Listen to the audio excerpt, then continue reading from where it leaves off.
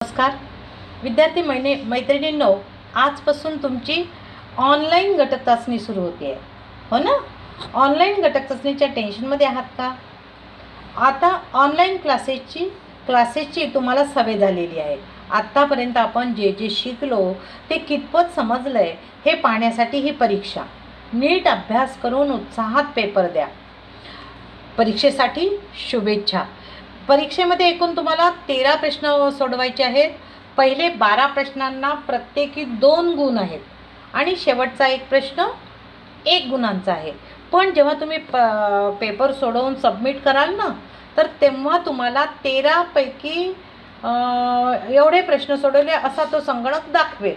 गोंधळून जाऊ नका, कारण 13 पैकी तुम्ही समजा 5 प्रश्न सोडवले असतील आणि 5ही प्रश्न तुमची बरोबर असतील तर तुम्हाला 10 मार्क दाखवेल तो. कारण वरच्या पहिल्या 12 प्रश्नांना प्रत्येकी 2 गुण आहेत आणि शेवटचा 13वा प्रश्न आपला, जर तुम्ही सगळे हे प्रश्न सोडवले असेल तर तुम्हाला तो 13 पैकी 13 म्हणजे 13च्या दुप्पट करायचे म्हणजे 26 मार्क येईल. पण आपला शेवटचा प्रश्न 1 गुणांचा आहे बरं बेटा. तशी ती ॲप्लिकेशन नसल्यामुळे आपण हे असं करावं लागलं आहे आपल्याला. आणि तुम्हाला टक्केवारीत तो दाखवणार आहे की तुम्ही 13 पैकी 13 प्रश्न सोडवली आहेत आणि 13ही प्रश्नांची उत्तरं तुमची बरोबर असेल तर तुम्ही 100% गुण घेतलेले. त्याच्यामुळे गोंधळ न करता पूर्ण व्यवस्थित पेपर सोडवा, सबमिट करा आणि स्कोअर लगेचच तुमच्यासमोर येईल. आम्हाला सगळं नाही तर तुम्ही तो मॅडम आम्हाला तर 13 पैकी 2च गुण दाखवतो आहे, 2 गुण दाखवतो आहे म्हणजे तुमचे एकच प्रश्न बरोबर आहे. म्हणजे 13 पैकी तुम्ही 1 प्रश्न सोडवला आहे. म्हणजे 1 प्रश्न सोडवला, 2 प्रश्न सोडवले, अपियर किती झाले आहात हे तो तुम्हाला 13 पैकी 2, 13 पैकी 4 प्रश्न सोडवले हे दाखवतो तो. आणि मग त्याच्यासमोर तुम्हाला टक्केवारी दाखवतो. ठीक आहे बेटा. कोणत्याही परिस्थितीला आनंदाने सामोरे जाणे यालाच जीवन म्हणतात. आजच्या तासिकेत आपण हेच पाहणार आहोत. पाठ 3. आजच्या तासिकेत आपण पाठ 3 आयुष्य आनंदाचा उत्सव हा पाठ अभ्यासणार आहोत. लेखक आहेत शिवराज गोरले. मुलींनो, जगात अशी एकही व्यक्ती नसेल जिला आपलं सगळं आयुष्य आनंदात घालवायचं नसेल. आहे आठवतं तुम्हाला आजूबाजूला कोणी की नको बा आम्हाला दुःखी आयुष्य माझ्या समोर आलं तरी मी खुश राहील असं असेल कोणी व्यक्ती? मुळीच नाही. प्रत्येकाला आपलं आयुष्य कसं पाहिजे आहे? आनंदी, सुखी. सगळे जगातले सगळे सुख माझ्या पायाशी लोळण घ्यायला हवी आहेत असतो. प्रत्येकाला वाटत असतं की मी कसा असलो पाहिजे? सुखी असलो पाहिजे. किती सुंदर टायटल आहे पाठाचं, आयुष्य आनंदाचा उत्सव. कारण माणूस कसा आहे? माणूस हा उत्सवप्रिय प्राणी आहे आणि उत्सव म्हटला की किती मजा असते नाही का? आपल्या यवतमाळमधला उत्सव तो नवरात्रीचा उत्सव तो तुम्हाला माहीतच आहे. आता नवरात्रीचा उत्सव सुरू होणार आहे. पण सध्या परिस्थिती कशाची आहे? करोना महामारीने ग्रस्त आहे. त्यामुळे उत्साहावर आपल्या या आनंदावर विरजण पडणार आहे. पण एरवी यवतमाळाचा नवरात्रीचा उत्सव भारतात प्रसिद्ध आहे. ते मोठमोठे मंडप, डोळे दिपवणारी दिव्याची आरास आणि प्रत्येक मनाला वेड लावणारी मनमोहक सुंदर रेणुकेची मूर्ती. काय सुंदर देवींच्या मूर्ती असते. तुम्ही जात असाल ना पाहायला, रात्रभर फिरत असणार. यवतमाळकर गर्क असतात 10 दिवस. ठिकठिकाणी पानपोया, महाप्रसादाची लगबग, ठिकठिकाणी पोटभर प्रसाद वाटला जातो. देवांच्या दर्शनासाठी माणसांच्या गर्दीने फुलून गेलेले रस्ते पहाटेपर्यंत वर्दळ चालू असते. प्रत्येक व्यक्ती आनंदाने इकडून तिकडे न थकता पायपीट करीत असतो. आनंदाचा सागरच उसळलेला असतो यवतमाळमध्ये. आहे की नाही? उत्सवाची आहे की कोणताही असो, एखादा सण आला की तुम्ही तुमच्या घरातलीच लगबग पहा. दिवाळी आली की लगेच आई घर स्वच्छ करायला घेते, भांडे घासून तयार, वेगवेगळे पदार्थ तयार करायला घेते, नवीन कपडे काय घेतले जातात. नाही, दिवाळी आहे, दिवाळी हा उत्सवाचं आहे. सगळं उत्सव आला की एक वेगळं आनंद आपल्या आजूबाजूला सगळं वातावरणच आनंदीमय होऊन जातो. प्रत्येक माणसाला आनंदात जगण्याची तीव्र इच्छा असते. असंच असतं आपलं आयुष्य. प्रत्येकाला आनंद हवा असतो, तो मिळवण्यासाठी तो धडपडत पण असतो. प्रत्येकाची आनंद होण्याची पद्धत, आनंदी होण्याची पद्धत मात्र वेगळी असते. कोणी दुसऱ्याला मदत करून आनंदी होतो, तर कोणी एखाद्याला त्रास देऊन आनंद मिळवतो. पाहता ना, समाजामध्ये एखाद्याला कोणाशी मदत केली, त्याची अडली वेळ साजरी केली, तर त्याच्या चेहऱ्यावरचा आनंद बघून हा व्यक्ती खुश होऊन जातो. पण असेही काही लोक असतात की त्याला दुसऱ्याला त्रास झाला, दुसऱ्यावर संकट आली की आनंद मिळतो. तुम्ही पहा ना, रस्त्याने एखाद्याला जाताना तुमच्याच वयाची एखादी विद्यार्थिनी पावसाळ्यामध्ये पडली की आपण पोट धरू धरू हसतो. पटकन जातो का तिला उचलायला? जात नाही. आपल्याला खूप हसायला येतं की नाही? तुम्ही पण त्यातलेच. पण त्याचं हसणं सोडून आपण तिला उचललं पाहिजे, तिला लागला आहे का काही बघितलं पाहिजे. असतं ना एखाद्याचा, प्रत्येकच जण हसतोच. कारण कोणी व्यक्ती आपल्यासमोर चांगल्या सरळ चालणाऱ्या रस्त्यावर पडला तर मजा येते की नाही? म्हणजे कशात आनंद मिळवतो हा प्रत्येकाचा वैयक्तिक आहे. प्रत्येकाला तू एखाद्याला गाणं म्हणण्यात आनंद मिळेल, तर दुसऱ्याला गाणं न ऐकण्यात आनंद मिळेल. एखाद्याला चित्र काढून आनंद मिळतो, एखाद्याला गाणं म्हणून आनंद मिळतो, एखाद्याला चांगले विचार ऐकून आनंद मिळतो, तर एखाद्याला चांगलं वाचन करून आनंद मिळतो. एखाद्याला चांगले विचार दुसऱ्याला सांगण्यात, समजावून सांगण्यात आनंद मिळतो. समाजात आपण पाहतो, समाजामध्ये मी तुम्हाला सांगितलं आहे, डोळे आणि कान उघडे असले पाहिजे, टिपत गेलं पाहिजे सगळं. हे सगळं तुम्हाला निबंध लेखनासाठी कामी येणार आहे बरं. तर हे सगळे विचार, सगळं पाहणं, आनंद, आपल्याला आनंद मिळण्यासाठी प्रत्येक जण धडपडत कशाला असतो की मी आनंदी कशी राहू शकतो, आणि माझ्या वागण्याने दुसऱ्याला आनंद मिळत असेल तर काही औरच आहे. बरेचदा आनंद म्हणजे काय आणि तो कसा मिळवायचा हेच कित्येकांना समजत नाही. आनंद शोधायचा आहे आपल्या अंतरंगामध्ये. एखाद्या व्यक्तीकडे बघितलं की वाटतं किती हसरी आहे ही व्यक्ती, खूप खूप सुखी असेल ती आयुष्यामध्ये असते ना. ती कशी सुखी मिळवते, ती एवढी हसरी राहू शकते, याचा अर्थ ती आपला आनंद वेगवेगळ्या छोट्याशा गोष्टीमध्ये तुम्ही आनंद मिळवू शकता. पण आनंद मिळवायला त्या कोणत्याही गोष्टीमध्ये आनंदी राहायला शिकलं पाहिजे. नाही तर एखाद्याचं चांगलं झालेलं पाहून दुःख करणारे लोक आहे, मग त्याचं चांगलं त्याच्यावर आपण बारीक लक्ष ठेवतो. मग याचं वाईट कसं होत राहील हे विचार करत राहतो, म्हणजे तुमचं अंतःकरण दुःखी होत राहतं. त्याची प्रगती झाली की आपल्याला दुःख होणे हे चुकीची गोष्ट आहे. आपल्याला तिचा हेवा वाटतो, इथेच चुकतं आपलं. कसं आयुष्य आनंदाच्या उत्सवात घालवायचं हेच आज आपण पाहणार आहोत. पान नंबर 10 काढा.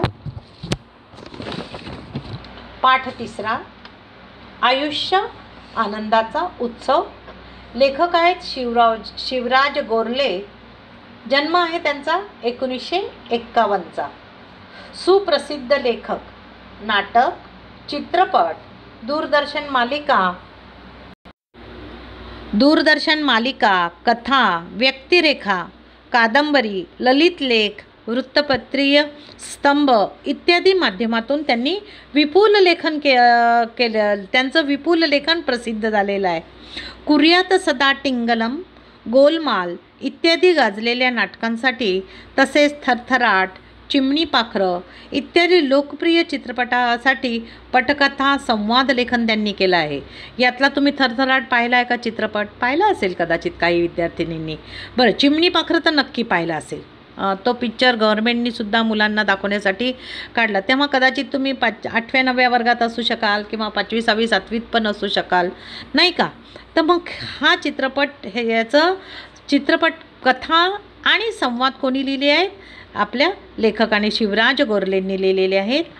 त्यांनी मराठीत प्रेरक साहित्याचं दालन समृद्ध केले. मजेत जगावं कसं या त्यांच्या गाजलेल्या पुस्तकाला महाराष्ट्र तत्त्वज्ञान परिषदेचा पुरस्कार मिळाला आहे. आणि आपला हा लेख आहे ना, आपण जे शिकणार आहोत, आयुष्य आनंदाचा उत्सव, तोच लेख मुळात प्रस्तुत पाठ मजेत जगावं कसं या पुस्तकातून घेतलेला आहे. याशिवाय त्यांची माणसं जोडावी कशी, मस्त राहावं कसं, यशस्वी व्हावं कसं, तुम्ही बदलू शकता अशी अनेक प्रेरक पुस्तके प्रसिद्ध आहेत.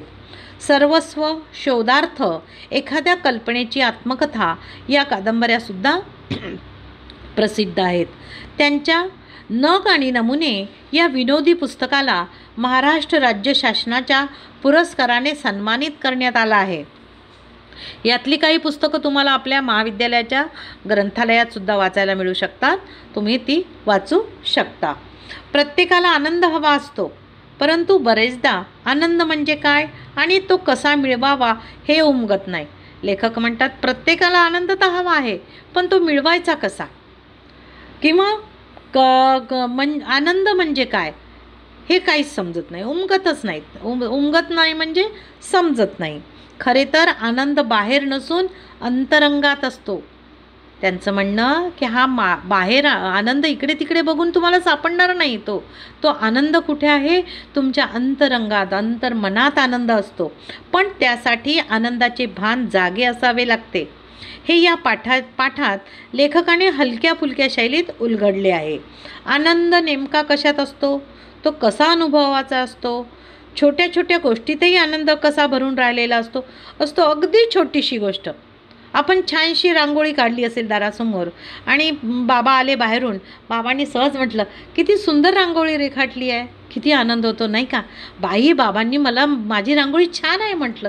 किती छोटीशी अगदी क्षुल्लक गोष्ट आहे, पण आपल्याला कोणी छान म्हटलं एक वेळंदा की ॲप्रिसिएट केलं आपलं काम.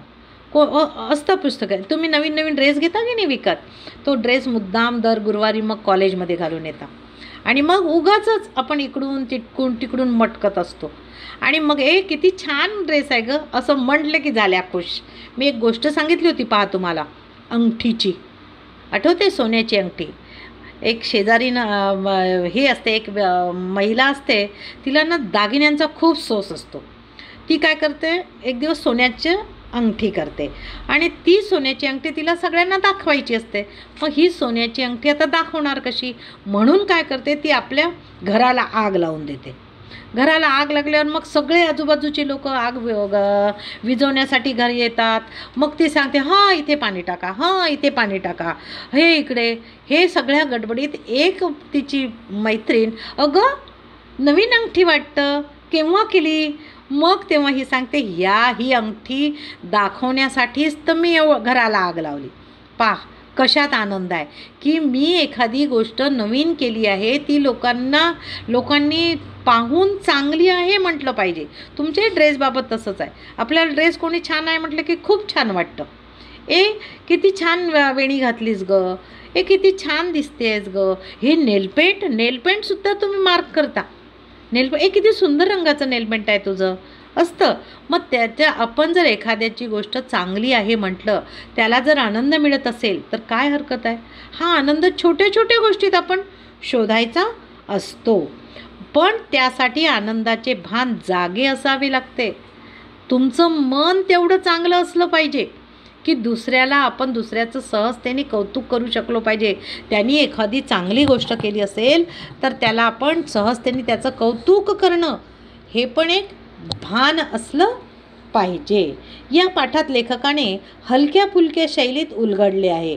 आनंद नेमका कशात असतो, तो कसा अनुभवायचा असतो. आनंद दिसत नाही बरं तुम्हाला, तो अनुभव करायचा असतो आपल्याला. अनुभवाने आपण म्हणजे एखाद्या छोट्या छोट्या गोष्टीतही आनंद कसा भरून राहिलेला असतो.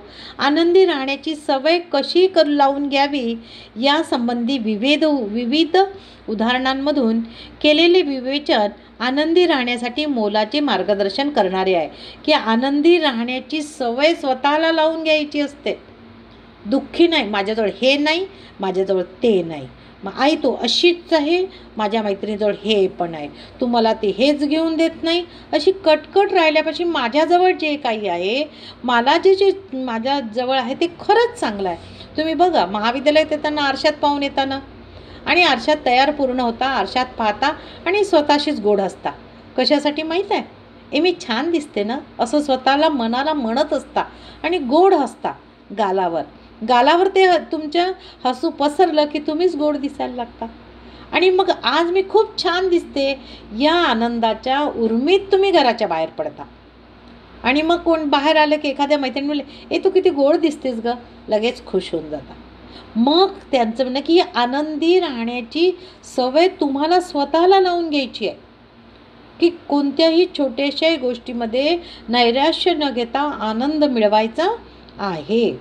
निसर्गाची सोबत करणारे त्यांनी म्हटलं आहे की आनंदी राहण्यासाठी मोलाचे मार्गदर्शन करणारे सांगितले आहे. कधी कोणाकोणाला निसर्गाची सोबत, संगीताची साथ आणि पुस्तकाचा सहवास आनंदी राहण्यासाठी कसे उपयुक्त ठरतात. असतं ना, प्रत्येकाचा आनंद मिळवण्याची पद्धत वेगवेगळी. तसंच तो म्हणतो कोणाला निसर्गासाठी लांब लांब फिरायला जायला आवडत असतं, कोणाला निसर्गासाठी भ्रमंती करायला आवडत असते, कोणाला मस्त समुद्रावर नावेत फिरायला आवडेल, तर कोणाला शांत नदीकाठी बसून खळखळणाऱ्या पाण्याकडे पाहायला आवडत असेल, नाही का. कोणाला नदीमध्ये विहार करणाऱ्या पक्ष्यांकडे पाहून आनंद मिळत असेल, कोणाला नुसतं शांत संगीत ऐकायला आवडत असेल. तर तुम्ही नवीन पिढी माहीत आहे काय करते, नुसते धांगडधिंगा, ठोके असणारे कर्कश आवाज, आनंद मिळतो त्या गोष्टीत तुम्हाला, कारण तुम्हाला त्याची सवय झालेली असते. कोणाकोणाला चांगली चांगली पुस्तकाच्या सहवासात राहावंसं वाटतं ना. या संबंधीच्या पाठातील विवेचनामुळे आपणास जीवनात आनंदी राहण्याचा राजमार्ग असतो. लेखक म्हणतात हे सगळं मी याच्यात सांगितलं आहे, राजमार्ग शोधून देणार आहे मी तुम्हाला. मी आधीच सांगितलं मला हा पाठ कशातून घेतला आहे, मजेत जगावं कसं या गाजलेल्या पुस्तकातून हा लेख घेतलेला आहे. पहा, आनंद सगळ्यांनाच हवा असतो. कोणी असं आहे का गं, तुला आनंद आहे नको आहे का, असं कसं नाही. जगातला सगळा आनंद मलाच हवा आहे म्हणणारे असतात. पण आपला आनंद नेमका कशात आहे हे अनेकांना कळत नसतं, नाही का. एखादा खेळाडू असेल त्याला खेळण्यात आनंद मिळतो आणि त्याच्या विरुद्ध एखाद्याला अभ्यासात आनंद मिळू शकतो. म्हणून तुम्हाला कशात खेळता, जेव्हा तुम्ही शिकायला बाहेर पडता ना 10वी नंतर तुम्हाला हे शोधायचे असते, एक विशिष्ट लाईन घ्यायची असते. कोणाला आर्टमध्ये आनंद मिळत असेल, कोणाला सायन्स, कोणाला कॉमर्स, वेगवेगळ्या फॅकल्टीज असतात. मग तुम्हाला आनंद कशात मिळतो, नेमका कशात आहे, तुम्हाला कोणती साईड घ्यायची आहे हे तुम्हाला ठरवावं लागतं. हे अनेकांना कळतच नाही. आनंद म्हणजे नेमके काय आहे हेही उलगडलेलं नसतं. कुठे असतो हा आनंद?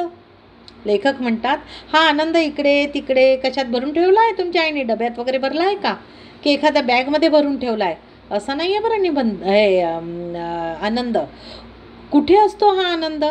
एक बालकवींची कविता आहे, आनंदी आनंदकडे इकडे तिकडे चोहीकडे, वरती खाली मोद बरे, वायू संगे मोद बरे, नभात भरला दिशात फिरला, जगात उरला मोद विहरतो चोहीकडे.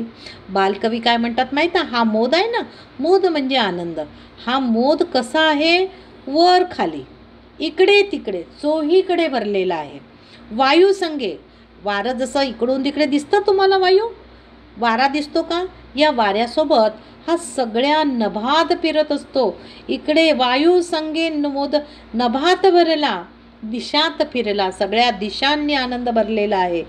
जगात, पूर्ण जगामध्ये आनंदाने व्याप्त आहे असं जग. हा आनंद फक्त तुम्हाला शोधायचा आहे. ही फक्त कवी कल्पनाच नव्हे तर सत्य आहे, किंबहुना शाश्वत सत्य आहे. कारण आनंद कसा आहे, पूर्ण सगळीकडे जगात व्यापलेला आहे. शाश्वत म्हणजे काय, अंडरलाईन करून घ्या बेटा. शाश्वत म्हणजे अविनाशी, चिरकाल टिकणारं किंवा चिरंतन, कोणताही शब्द तुम्ही लिहू शकता.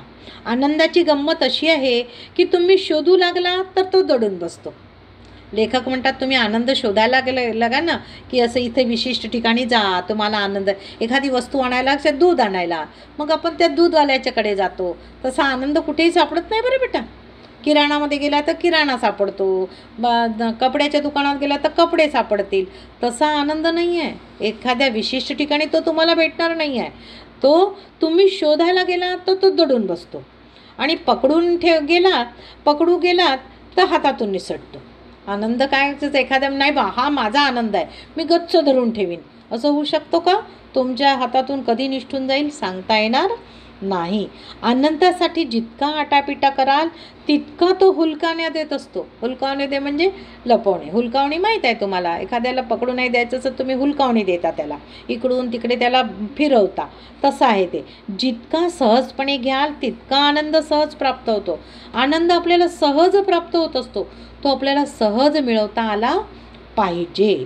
आनंद असतोच, तो काय करायचा आहे, तो अनुभवता मात्र यायला हवा लागतो. प्रत्येकाला आनंदाचा अनुभव घेता आला पाहिजे. कशात मला आनंद आहे, माझं चित्त कशामध्ये आनंदी होतं, हे आपल्याला अनुभवून वरून समजतं. आनंदाच्या बाबतीत कळसा काखेत असूनही आपण गावाला वळसा घालीत असतो. एक म्हण आहे मराठीमध्ये आपल्या, काखेत कळसा गावाला वळसा. म्हणजे घागरी म्हणजे म्हणजे एखादी वस्तू आपल्या जवळच असते, अगदी जवळ, पण ती शोधासाठी पूर्ण गावभर आपण फिरत असतो. इथे कळसा म्हणजे घागर, पाण्याची घागर काखेतच ठेवली आहे आणि ती शोधण्यासाठी आपण गावभर फिरत आहोत. आनंद आपण बाहेर शोधत असतो आणि तो मात्र आत असतो. लेखक म्हणतात, ज्या आनंदाच्या शोधार्थ तू इकडे तिकडे भटकतो आहे, तो आनंद कुठे आहे? तुझ्या अंतःकरणात आहे. तुला अंतःकरणात डोकावून पाहावं लागेल, तिथे तो दडलेला आहे. आनंद आपल्या मनातच असतो. आनंदाच्या झराचा उगम आपल्या अंतरंगातच असतो. आनंदाचा झरा आहे आपला अंतःकरण. म्हणजे कसा आहे? खळखळ वाहणारा झरा आहे आनंदाचा. हा उगम तुम्हाला तुझ्या अंतःकरणात तू डोकावून बघ, म्हणजे तुझ्या अंतःकरणातला हा आनंदाचा झरा तुला सापडेल. ठीक आहे बेटा, आता याच्या पुढचं आपण पुढील तासिकेत पाहू.